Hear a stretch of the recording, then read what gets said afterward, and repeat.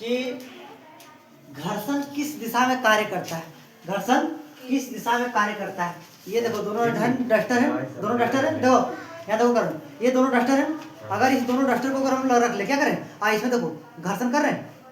तो हम घर्षण जो कर रहे हैं, तो घर्षण कर रहे हैं तो कौन सा दिशा में काम कर रहा है, विपरीत दिशा में काम कर रहा है कि सेम दिशा में कार्य कर रहा है। अगर हम तुम लोग को पकड़ कर पैर करके खींचेंगे तो घर्षण किधर होगा, जिधर खींचेंगे उधर ही घर्षण होगा कि पीछे उल्टा घर्षण होता है। अगर हाथ पकड़ के इस तरह अगर हम बोर्ड में पकड़ के इस तरह करेंगे तो हम लोग घर्षण जो होगा, मांस हम लोग का जो छिलका जो होगा चमड़ा का, वो किधर जाएगा, वो इधर करेंगे तो ऊपर जाएगा कि नीचे आएगा, छिलका किधर आएगा, नीचे आएगा ना। इसका मतलब है कि घर्षण किधर हो रहा है, विपरीत दिशा में। अगर हम ऊपर हाथ धकेलेंगे तो मेरा जो कटाच जो होगा किधर होगा, नीचे की ओर, किधर होगा, नीचे की ओर। ऐसा थोड़ा कि ऊपर फेंकेंगे तो पूरा पूरा चमड़ा ऊपर ही जाएगा, नहीं जाएगा, वो नीचे की ओर आएगा। अगर हम प्लास्टर किया हुआ दीवार में अगर हाथ को रगड़ेंगे तो किधर जाएगा, चमड़ा नीचे की ओर आएगा, आएगा कि नहीं आएगा, आने के हम लोग को विपरीत दिशा में। कौन सा दिशा में, तो बोलता है कि घर्षण किस दिशा में कार्य करता है, तो बोलेंगे विपरीत दिशा में। कौन सा दिशा में, विपरीत दिशा में, कोई दिक्कत, विपरीत दिशा में। फिर बोलता है कि बल का एसआई मात्रक, बल का एसआई मात्रक क्या होता है, न्यूटन। बल का एसआई मात्रक होता है न्यूटन। और इसमें बहुत सारे एसआई मात्रक, बल का एसआई मात्रक होता है। समय का एसआई मात्रक क्या होता है, जल्दी से बोलो, समय का एसआई मात्रक, क्रिस, समय का एसआई मात्रक सेकंड। अगर हम लोग दूरी का एसआई मात्रक मीटर, किलोमीटर बहुत बड़ा मात्रक है। बड़ा मात्रक में चले जाएंगे तो प्रकाश वर्ष होता है, क्या होता है, प्रकाश वर्ष। लेकिन छोटा इकाई में बात करेंगे तो होता है उसका मीटर, क्या होता है, मीटर। तो हम लोग का बात करेंगे फिर ध्वनि किस माध्यम में नहीं चलती है, तो ध्वनि हम लोग कौन सा माध्यम में नहीं चलती है, तो हम लोग को जो हम लोग का ध्वनि जो होती है किसी न किसी माध्यम तो चाहिए। तो हम लोग को चलने के लिए या तो ठोस चाहिए, या तो द्रव चाहिए, या तो गैस चाहिए। एक स्कूल में हम लोग का रहता है कि लोहे का रहता है सामान ना, लोहे का, और उसमें मारते टन टन आवाज करता है, हो गया टिफिन, हो गया छुट्टी, होता रहता है, आने को बहुत तेज सुनाता है। और वही चीज ले लेंगे हम लोग, क्या हम लोग ले लेंगे द्रव वाला चीज, आने की पानी ले लेंगे एक बाल्टी, और एक बाल्टी पानी लेके पानी मारेंगे घंटी, आवाज करेगा, मारेगा छपक छपक, जो अगल बगल रहेगा वही सुनेगा।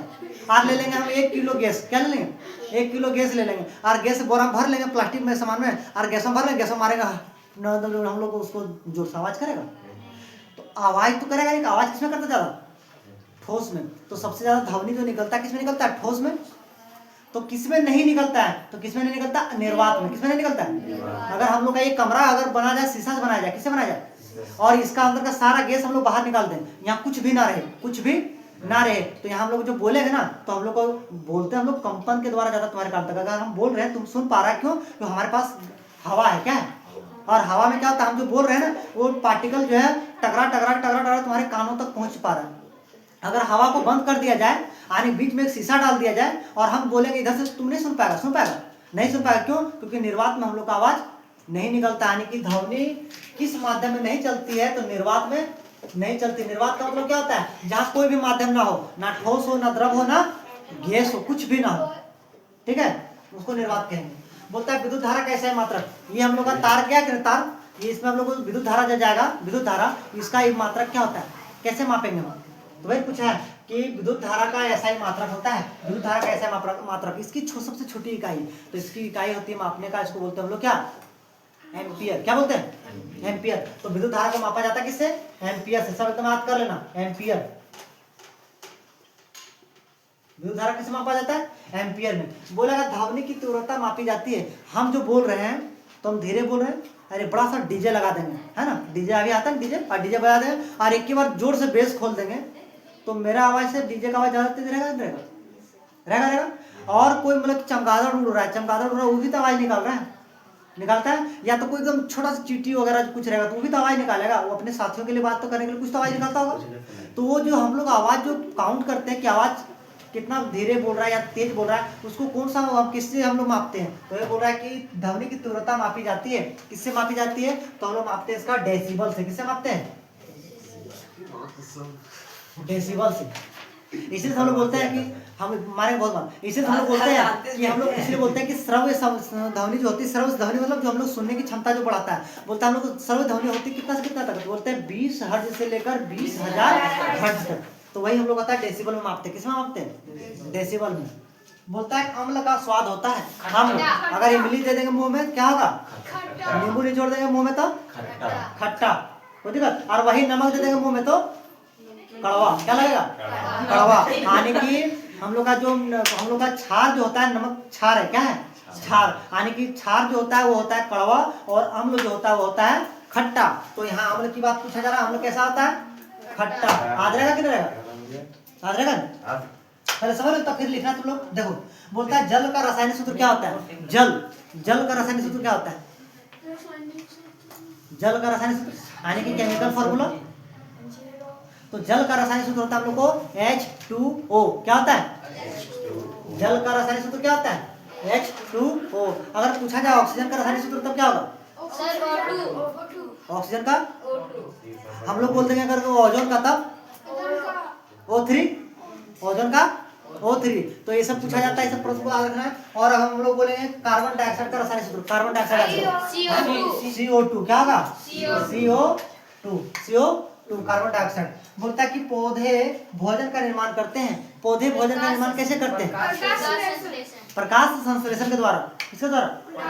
तो बोलेंगे पौधे भोजन का निर्माण करते हैं तो प्रकाश संश्लेषण के द्वारा। लेकिन अगर पूछा जाए कि पौधे भोजन का निर्माण करते हैं, कहाँ करते हैं? अगर यहाँ बोल दें पौधे में भोजन का निर्माण होता है, पौधे में भोजन का निर्माण होता है, तब क्या होगा? पौधे में भोजन का निर्माण होता है तब क्या होगा? तब ऑप्शन क्या होगा? अगर बोलते हैं पौधे में भोजन का निर्माण होता है, यानी कि पौधे अपने खाना बनाते हैं, कहाँ बनाते हैं? पत्तियों में। कहाँ बनाते हैं? पत्तियों, यानी कि लीफ, यानी कि पत्तियों में। कहाँ बनाएंगे? पत्तियों में। तो भोजन खाना कहाँ, मान लो पेड़ पौधे खाना कहाँ बनाते हैं? पत्तियों पे। कहाँ बनाते हैं? पत्तियों पे। बोलता है प्रकाश संश्लेषण के लिए आवश्यक है। तो प्रकाश संश्लेषण के यानी कि पौधों को भोजन बनाने के लिए, भोजन बनाते कैसे? हम लोग सूर्य की किरणों के द्वारा, तो प्रकाश संश्लेषण के द्वारा जरूरत होती है। किसकी जरूरत होती है पेड़ पौधों को? कार्बन डाइऑक्साइड का, ऑक्सीजन का, नाइट्रोजन का, या नियॉन, ऑर्गन, हीलियम, कुछ भी का। किसका जरूरत है? कार्बन डाइऑक्साइड का। क्योंकि भोजन बनाने के लिए लोगों को कार्बन डाइऑक्साइड चाहिए, इसीलिए हम लोग जो सांस छोड़ते हैं तो हम लोग कार्बन डाइऑक्साइड निकलता है, वो पेड़ पौधा के लिए जरूरी होता है। लेकिन पेड़ पौधा जो खाना बनाते हैं जो ऑक्सीजन छोड़ता है, वो ऑक्सीजन हम लोग के लिए जरूरत है। इसीलिए तो बोलते हैं ज्यादा पेड़ पौधा लगाना चाहिए। तो मानव के द्वारा छोड़े गए जो कार्बन डाइऑक्साइड पेड़ पौधों के लिए जरूरी है, और पेड़ पौधे के द्वारा छोड़ा गया कार्बन ऑक्सीजन हमारे लिए जरूरत है। इसीलिए हम लोग दोनों में क्या होता है? तालमेल हो जाता है। इसलिए बोले क्या कि प्रकाश संश्लेषण के लिए आवश्यक है, क्या आवश्यक है? Carbon dioxide. कोई दिक्कत? मानव हृदय के कितने कक्ष होते हैं? यानी कि मानव हृदय का जो कक्ष होते हैं, सुनो, मानव हृदय जो होता है, मानव हृदय, इसमें कितने चैम्बर होते हैं? तो मानव हृदय को जो काटेगा, जैसे हम लोग देखते हैं कोई, मतलब कि मानव हृदय का अगर निकाल को ऑपरेशन करके अगर निकाला जाए उसके हृदय को, हट को, और उसको अगर देखा जाए उसमें 4 चैम्बर होते हैं। कितने चैम्बर? 4 चैम्बर। तो इस तरह का हम लोग होता है। कितना चैम्बर होता है? 4 चैम्बर। क्या होता है? 4 चैम्बर। कोई दिक्कत? ये हम लोग होता है बायां, और ये होता है हम लोग को दायां। तो बायां निलय, दायां निलय। ऊपर को निलय कहते हैं, नीचे को आलिंद कहते हैं। तो ये होता है हम लोग को बायां निलय और बायां आलिंद, और इधर होता है हम लोग को दायां निलय और दायां आलिंद। ठीक है? यानी कि हम लोग का जो हार्ट जो होता है, हम लोग का जो ब्लड जो पंप होता है हृदय में, वो इसके कितने चैम्बर होते हैं, कितने कक्ष होते हैं? तो 4 कक्ष होते हैं। कितना कक्ष? 4 कक्ष होते हैं। इसलिए हम लोग का बायां एक होता है बायां आलिंद, बायां निलय, और दायां आलिंद और दायां निलय। टोटल हम लोग को 4 कक्ष होते हैं। कितना कक्ष? 4 कक्ष। अगर हम लोग को बोला जाए मानव हृदय का तो कितना होगा? 4 कक्ष। बोला था श्वसन अंग है। श्वसन अंग कौन सा है? फेफड़ा। हम लोग जिसे सांस लेते उसको क्या कहेंगे? श्वसन अंग। तो क्या होता है? फेफड़ा। लोग कृतियां बता देते, कृति 7 में पढ़ रही है, 8 क्लास का क्वेश्चन बता रही है, और तुम लोग मुंह धारण कर लेते हैं। ठीक है? 2 कक्ष। देखो, और मछली जो श्वसन जो करता है उसमें करता है गलफड़ा से। किसे करता है?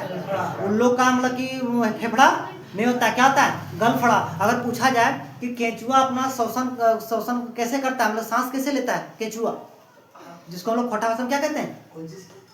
क्या कहते हैं? बोलो केंचुआ को। हाँ, जोंक नहीं, जोंकटी बोलते हैं खोटा भाषा में। इधर जो हम लोग घर में मिलता है, और जोंक जो होता है हम लोग को तालाब में मिलता है। कहाँ मिलता है? जोंक मिलता है हम लोग तालाब वगैरह में, जो खून को चूस लेता है ना। तो ये हम लोग को क्या होगा? तो हम लोग बोले क्या हम लोग यहाँ कहाँ गए, यहाँ श्वसन में कौन सा, फेफड़ा। हम लोग बोले अगर केंचुआ श्वसन कैसे करता है तो बोले त्वचा से। किसे करता है, उसका नाक नहीं होता, त्वचा से करता है। उसका पैर भी नहीं होता, अपने त्वचा से ही चलता है। अगर बोलेंगे मेढक, मेढक, मेढक सांस कैसे लेता है, मेढक, मेढक नाक से भी सांस लेता है और त्वचा से भी सांस लेता है। कभी भी देखना कि बालू घर में रखा हुआ रहेगा, घर बनाने के लिए बालू निकालते हैं, बालू नीचे दबा हुआ रहेगा। कभी मिट्टी खोदना, देखना मिट्टी के नीचे से मेढक निकल जाता है। तो क्यों निकलता है, उतना नीचे कैसे रहता है, सांस कैसे लेता होगा, तो सांस लेता है फेफड़ा से, त्वचा से। और जब बाहर में रहेगा जमीन पर तो लेगा किससे, नाक से। दोनों चीजें वो लेता है। पूछा कौन सा ऐसा जीव है जो फेफड़ा, नाक और त्वचा दोनों से श्वसन करता है, तो कौन होगा, मेढक। याद रखेगा। अब हम लोग आता है वयस्क की में कितनी हड्डियां होती है, यानी कि मानव जो वयस्क जो मानव जो होते हैं, यानी कि जिनका उम्र 18 वर्ष से ऊपर हो जाता है, उसके कितनी हड्डियां होती है शरीर में,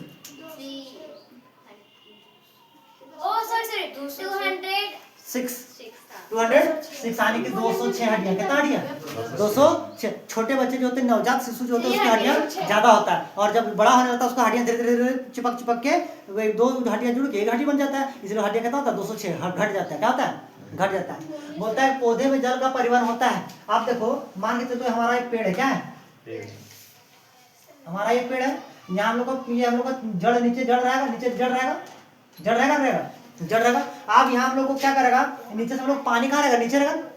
भोजन कहाँ बन रहा है, ऊपर बन रहा है, कहाँ बन रहा है, पत्तियों पर बन रहा है, कहाँ बन रहा है, पत्तियों पर बन रहा है। भोजन कहाँ बन रहा है, पत्तियों पर बन रहा है भोजन, भोजन बन रहा है पत्तियों पर। तब पत्तियों पर भोजन बनने के बाद भोजन कहाँ आएगा, नीचे की ओर जाएगा, भोजन कहाँ आएगा, और नीचे में हम लोग का पानी है, नीचे में हम लोग क्या है, पानी है, नीचे में हम लोग का पानी है, जल है, और ऊपर हम लोग क्या बन रहा है, पत्तियों पर भोजन बन रहा है। तो भोजन हम लोग का पत्तियों से जड़ तक जाता है, और पानी जड़ से पत्तियों तक आता है। तो पूछ रहा है यहाँ कि पौधे में जल का परिवहन होता है, यानी कि जल जो जाता है नीचे से ऊपर तक जो आता है वो किस माध्यम से आता है, तो जल को लाने का जो कार्य करता है वो कार्य करता है जाइलम। कौन करता है, जाइलम। पौधों में जो पानी लाने का जो कार्य करता है जड़ से पत्तियों तक, वो कार्य करता है जाइलम नाम का ऊतक। लेकिन वही बोलेगा भोजन बन गया तो भोजन को जड़ तक कौन पहुंचाएगा, तो भोजन को जड़ तक पहुंचाने का कार्य करेगा, उसका नाम है फ्लोएम। क्या नाम है, फ्लोएम। क्या नाम है, अरे फूड मतलब भोजन, फूड मतलब फा से फूड, फा से फ्लोएम, याद रहेगा। तो भोजन को पहुंचाने का कार्य कौन करेगा, फ्लोएम। लेकिन पानी लाएगा, पानी, जल, बांग्ला भाषा में बोलते हैं जल खाबो, तो जल, तो जल मतलब पानी, तो जल को लेने का कार्य कौन करेगा, जा से जल, जा से जाइलम, जा से जल, जा से जाइलम। याद रहेगा। यहाँ जाइलम बोलता है ओजोन परत रक्षा करती है। ओजोन परत किस चीज की रक्षा करती है, हानिकारक धूप।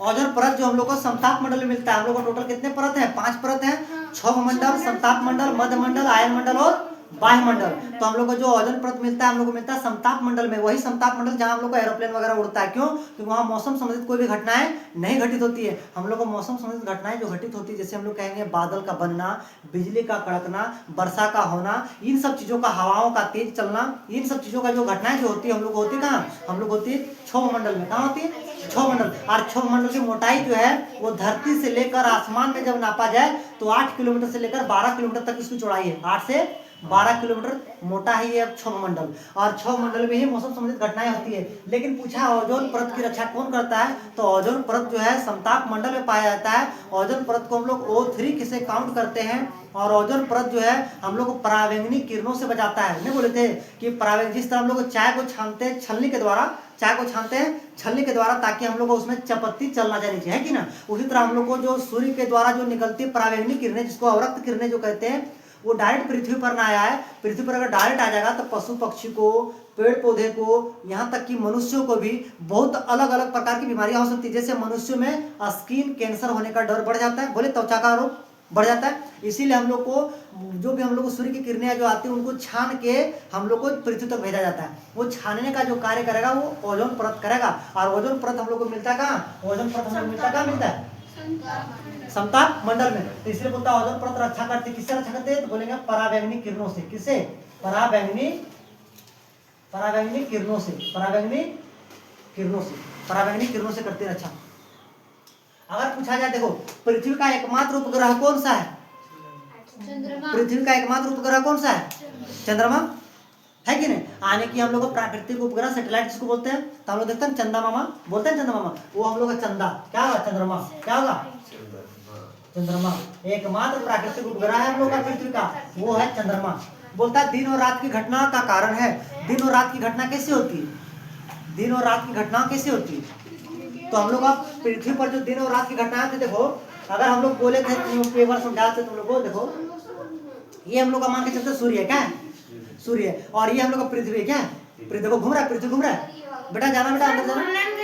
ये हम लोग का पृथ्वी घूम रहा है, ये पृथ्वी घूम रहा है, देखो मान के चलते ये हमारा सूर्य पूरा लाइट दे रहा है। आप देखो इधर हम लोग का पृथ्वी है, आप इधर हम लोग का लाइट पड़ रहा है, इधर दिन हो गया, इधर लाइट पड़ रहा है, क्या होगा रात होगा। आप देखो ये धीरे धीरे घूमेगा, क्या करेगा, धीरे धीरे घूम रहा है, यानी कि हम लोग अब आ गए, हम लोग शाम होने सुबह होने वाला है। आप देखो पूरी तरह से हम लोग को दिन हो गया, आप इधर दिन हो गया, उधर क्या हो गया, आप फिर इधर घूमेगा, फिर पृथ्वी घूमते घूमते घूमते घूमते इधर क्या आएगा, फिर इधर दिन उधर रात होगा, होगा कि ना होगा। यानी कि पृथ्वी अपनी जगह पर घूम रही है, अपनी जगह पर क्या हो रही है, घूम रही है। तो ये होता है घूर्णन गति, और घूर्णन गति के द्वारा हम लोग क्या होता है, पृथ्वी पर दिन और रात होते हैं। लेकिन ये पृथ्वी, ये हम लोग का सूर्य है, और पृथ्वी अपनी जगह पर घूम तो रही है, अपनी जगह पर घूम तो रही है, लेकिन घूमते घूमते क्या करेगा, ये सूर्य का भी परिक्रमा करेगा। किसकी परिक्रमा करेगा, सूर्य का भी परिक्रमा करेगा। आने की ये परिक्रमण गति के कारण होता है हम लोग का मौसम का बदलाव, अभी ठंडा आएगा, फिर गर्मी आएगा, फिर बरसात आएगा कि नहीं आएगा।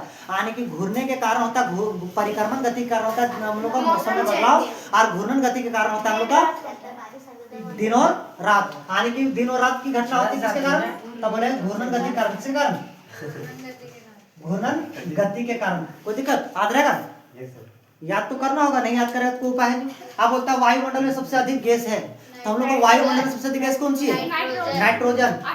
कितना परसेंट, हाँ नाइट्रोजन कितना परसेंट है, 78%। सबसे ज्यादा नाइट्रोजन यही है। इसलिए ना हम लोग घर जब लाते हैं, लोग कुरकुरे वगैरह लाते हैं खाने के लिए, तो अगर नाइट्रोजन गैस बहुत दिया जाता है, ताकि वो जल लंबे समय तक खाना खराब ना हो। तो पूछा जा सकता है कि हम लोग को खाद्य सामग्री को संरक्षण प्रदान करने के लिए कौन सा गैस का उपयोग करते हैं, तो बोलेंगे क्या, नाइट्रोजन। क्या करेंगे, नाइट्रोजन। अब आता है सूर्य के निकट का ग्रह कौन सा है। अगर हम लोग का सूर्य है, क्या है सूर्य है, इसके बाद हम बोले थे तुम लोग को ये हम लोग का सूर्य है, कौन सा है ग्रह, सूर्य ग्रह। उसके बाद हम लोग को 8 ग्रह, 1 2 3 4 5 6 7 8, और बोले थे यहाँ हम लोग बीच में हम लोग का क्षुद्र ग्रह आता है, कौन सा ग्रह, क्षुद्र ग्रह आता है। इसके पहले हम लोग का आता है यहाँ बुध आता है, फिर हम लोग का शुक्र आता है, फिर हम लोग का पृथ्वी आता है, फिर हम लोग का मंगल आता है, फिर हम लोग का ये बृहस्पति ग्रह है, ये हम लोग का शनि ग्रह है, उसके बाद हम लोग का आता है अरुण, फिर आता है हम लोग का वरुण, आता है 8 ग्रह आता है। अब पूछा क्या कि सूर्य के सबसे निकट का ग्रह कौन सा है, तो सूर्य है ना, तो सूर्य के सबसे निकट का ग्रह कौन है, मरकरी। यानी कि हम लोग होगा बुध, क्या होगा, बुध, क्या होगा, बुध। तो हम लोग का सबसे निकट का ग्रह कौन सा है, तो बोलेंगे हम लोग बुध। कौन सा ग्रह है, बुध ग्रह। लेकिन फिर उल्टा पूछ दिया, क्या पूछा, पूछा कि पृथ्वी के निकट का ग्रह कौन सा है। तो पृथ्वी के निकट में कौन सा ग्रह हम लोग का आता है, तो पृथ्वी के निकट हम लोग का जो आएगा वो हम लोग कौन है, ये हम लोग का पृथ्वी है, ये हम लोग का क्या है, पृथ्वी। तो पृथ्वी का सबसे निकट का ग्रह जो हम लोग का है उसको नाम है हम लोग का शुक्र, जिसे हम लोग कहते हैं पृथ्वी की जुड़वा बहन, पृथ्वी की जुड़वा बहन। इसी को कहते हैं हम लोग भोर का तारा, इसी को कहते हैं हम लोग सांझ का तारा, ठीक है। इसी को हम लोग कहते हैं सबसे गर्म ग्रह। सबसे गर्म ग्रह कौन सा है, शुक्र है। सबसे गर्म ग्रह भोर का तारा, सांझ का तारा, पृथ्वी की जुड़वा बहन। इतना याद रखना शुक्र ग्रह से। कोई दिक्कत, चलो उतारो।